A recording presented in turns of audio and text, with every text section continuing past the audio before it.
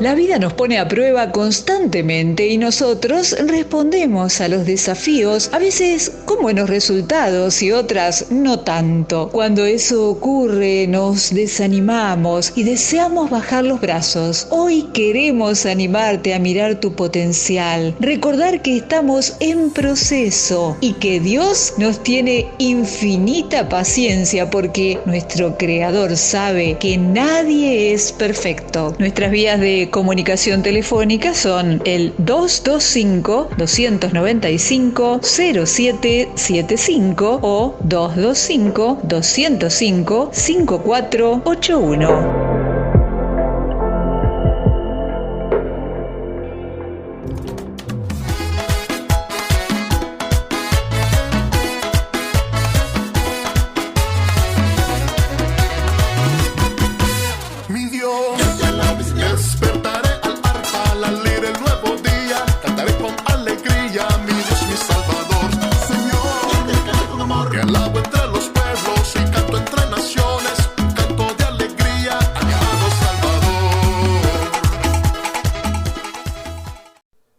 Dios los bendiga, hermanos. Qué gusto una vez más. Estamos aquí compartiendo la palabra de Dios a través de esta emisora, de esta Sur Radio.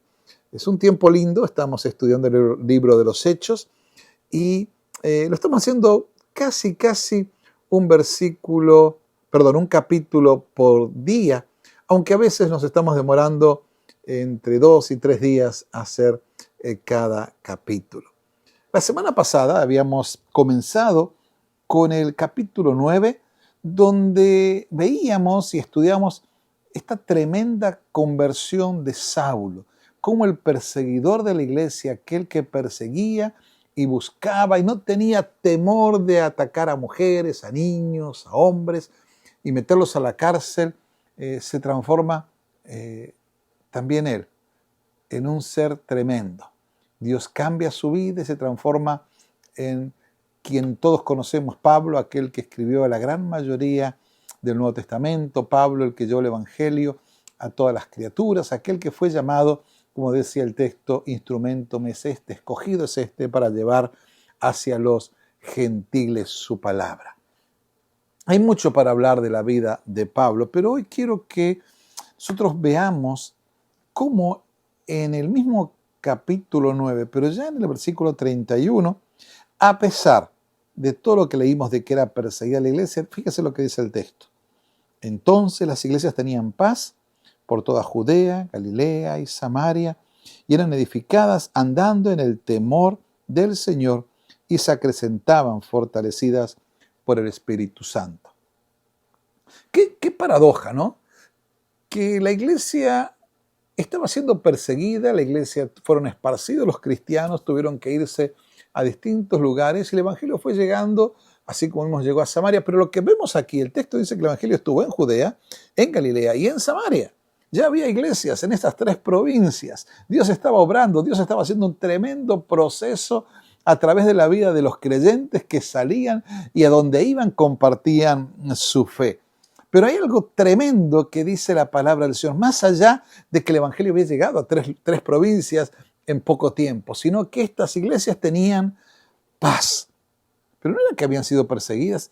Posiblemente, es muy posible que la persecución se haya reducido por un lado, pero también es muy posible de que la iglesia podía tener paz a pesar de las persecuciones. Podía haber una paz interna total a pesar de que externamente podían ser perseguidos. Pero también dice que tenían paz, que eran edificadas, ¿sí?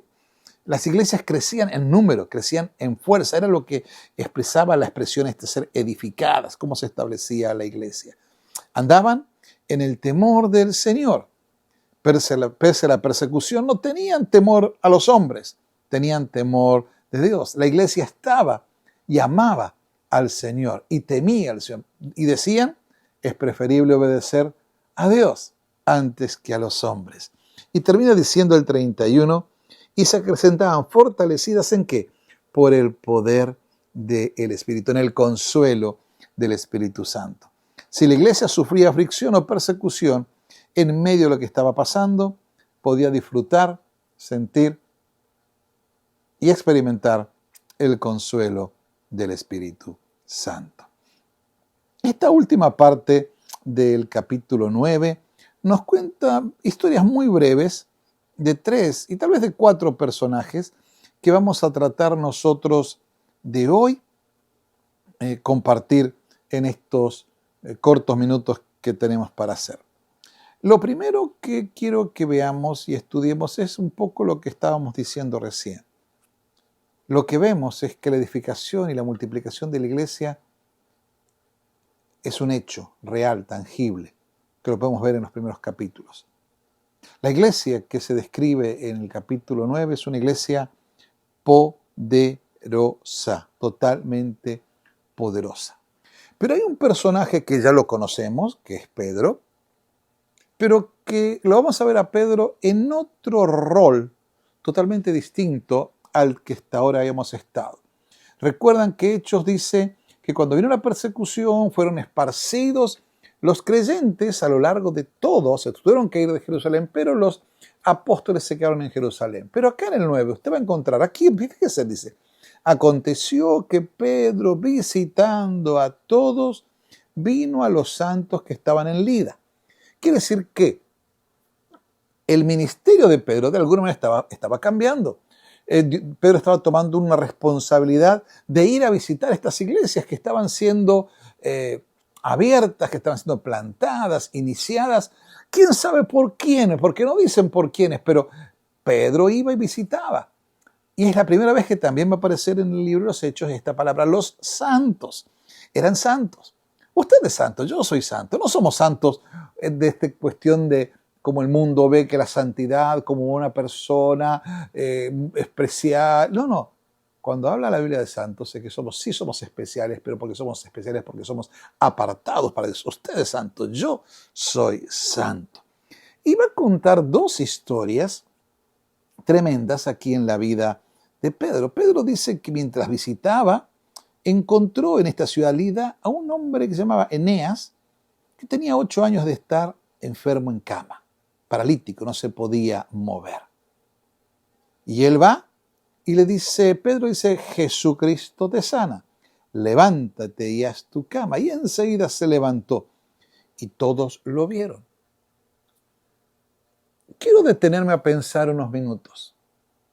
Él visitó a toda la iglesia, visitaba a todos los santos, vio a un enfermo como tal vez cientos de enfermos, miles de enfermos, pero a este se llamaba Eneas, un paralítico.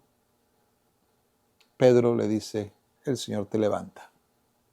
Y hay una transformación total. Pero también nos cuenta la historia, si usted sigue leyendo conmigo, que en Jope, una ciudad cercana allí, había una discípula que se llamaba Tabita, que también se traducía a Dorcas, que dice que abundaba en buenas obras y en limosnas que hacía. ¿Y qué pasó? Se enfermó y murió. Y todos lloraban, la iglesia lloraba y hacían duelo por ella. Se enteran que estaba Pedro cerca, que lo van a buscar a Pedro, que venga hasta Jope, a ver, tal vez a consolar a la iglesia lo que estaba haciendo. Primero, quiero detenerme un ratito para que veamos la diferencia entre Tabita, Dorcas y tal vez Eneas, el paralítico y la que había muerto.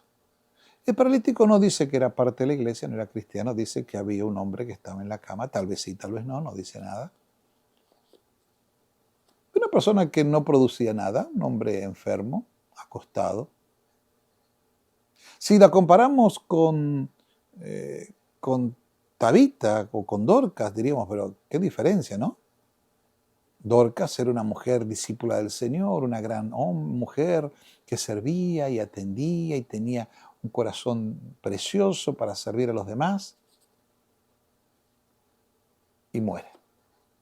El texto nos cuenta de que Pedro va, pide que todos salgan y levanta a esta muchacha cuando le dice, se pone rodillas, ora, mira el cuerpo y le dice, Tabita, levántate. Ella abrió sus ojos y al ver a Pedro se incorporó. Mis hermanos, unos minutos, unos segundos a detenernos. Para nosotros, nuestros ojos, Eneas, el paralítico, era muy distinto tal vez de Dorcas o Tabita, la sierva. Pero para el Señor no hay diferencia. Él no hace excepción de personas. Y Él obra como Él quiere, cuanto Él quiere, donde Él quiere. Por eso es importante que cuando leamos la palabra del Señor lo hagamos con los ojos abiertos y el corazón dispuestos y una mente y un corazón bien abierto. Porque lo que está sucediendo aquí, estamos viendo a un Pedro que está saliendo de su lugar de confort, de conformidad, de donde estaba cómodo y sale a visitar iglesias y empieza a hacer, ¿qué empieza a hacer? Lo que veía a Jesús hacer. Pedro caminó 3 años con el Señor y él vio a tantos enfermos levantar. Es más, él participó, estuvo allí cuando escuchó a Jesús que le dijo, Talita Cumi, Talita, levántate. Y la frase de hoy solo cambia una letra, no es Talita, sino es Tabita. Yo quiero pensar que seguramente Pedro en su interior recordaba cada momento de ver a su maestro levantando y sanando y transformando vidas. Y Pedro haciendo lo mismo. Entonces vemos a una iglesia totalmente poderosa.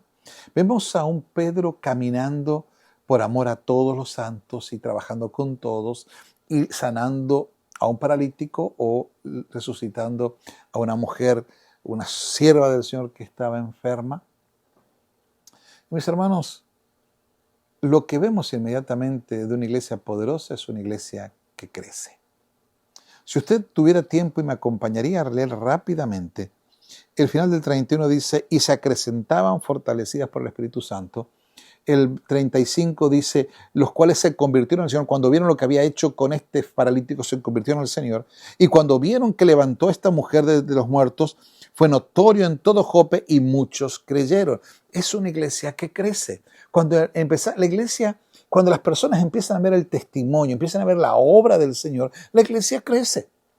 En Istruma tenemos una manera de ver un desafío en estos días. Es, hermano, es el tiempo de invitar. Esta iglesia es para invitar. Debemos invitar a la gente a Istruma, venga. Por eso hoy lo estamos invitando que a nuestra iglesia, pero también lo invitamos a Jesús. Más que a la iglesia, lo invitamos a Cristo, a Jesús. Pero también lo invitamos a invertir su tiempo. Y nosotros como congregación le pedimos 3 cosas a las personas. Invierta su tiempo, venga los domingos a la iglesia. Sirva al Señor un ministerio, busque donde servir, sírvale, gócese sirviéndole. Y en tercer lugar, discípulese, aprenda, busque un grupo pequeño donde estudiar la palabra. Señor, invierta su vida, su corazón en la iglesia.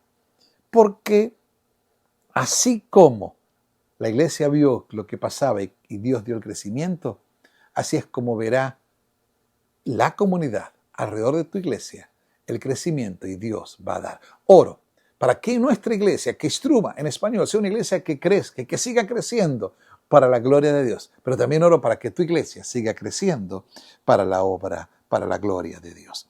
Y termina diciéndonos el texto que también la iglesia es poderosa, es cierto, es una iglesia que crece, pero es una iglesia con autoridad, pero no con autoridad porque somos nosotros quien somos, o el pastor, o el líder, o el diácono, o el anciano, o el siervo. No, es la autoridad del Señor Jesús.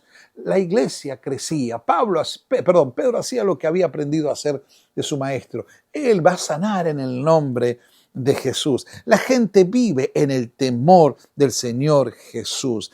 Él identifica que sana en el nombre de Jesucristo.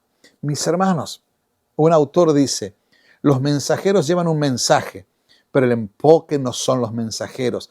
Los milagros confirman un mensaje, pero el enfoque no son los milagros. El ministerio se transmite a través del mensaje. Se trata eso, del mensaje. Es el mensaje, todo se trata del mensaje, se trata de Jesucristo.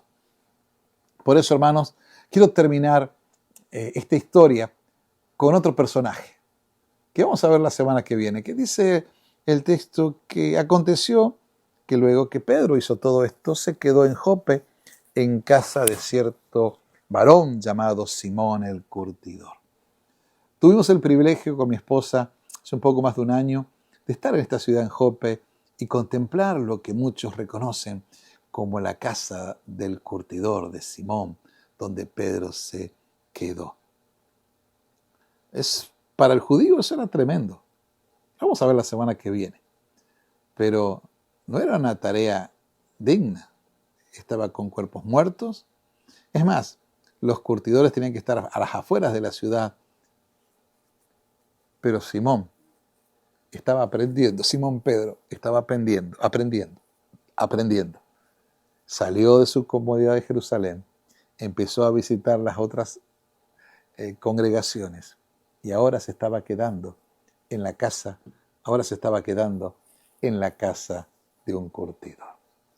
Quiero terminar, pero a que pienses en esto. No se trata tanto de lo que Pedro podía hacer por Dios al salir a visitar las iglesias y hacer su obra, sino lo que Dios estaba haciendo a través de Pedro. No se trata tanto de lo que Guillermo, José, María, Jorge puede hacer por Dios, sino se trata de lo que Dios está haciendo a través de Pedro. Se trata de lo que Dios está haciendo a través de tu vida. Entonces, como Pedro, salgamos de nuestra comodidad, de nuestra iglesia, de nuestras cuatro paredes y busquemos a las personas que necesitadas. Atendamos las necesidades que vemos, que percibimos de ellos. Confiemos en el poder del Señor Jesús y no en el nuestro cuando sirva. Y hable, proclame el amor y la bondad de Dios. No la suya, ni la de su iglesia, sino proclame el amor y la bondad de Dios. Mis hermanos, terminamos por hoy. Mi nombre, una vez más, Guillermo Mangieri. Soy pastor de Instruman Español en la ciudad de Baton Rouge y los invitamos para cada domingo visitarnos. Este domingo a las 10:30 de la mañana, un servicio poderoso donde seguiremos estudiando la iglesia a través del libro Los Hechos. Porque lo que Jesús les dijo fue, ve y diles, ve y cuéntales a otros. Que Dios te bendiga. Hasta la próxima.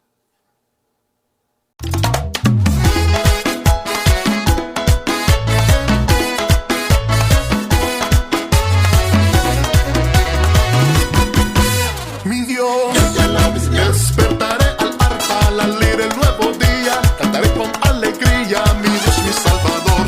Señor, te canto con amor, te alabo entre los pueblos y canto entre naciones, un canto de alegría a mi amado Salvador. Esperamos que este espacio te haya desafiado a revisar qué cosas puedes mejorar, pero a la vez te haya sentido motivado a seguir andando mientras lo haces. Te esperamos en nuestra próxima emisión, siempre aquí en la 91.9 Radio Amor.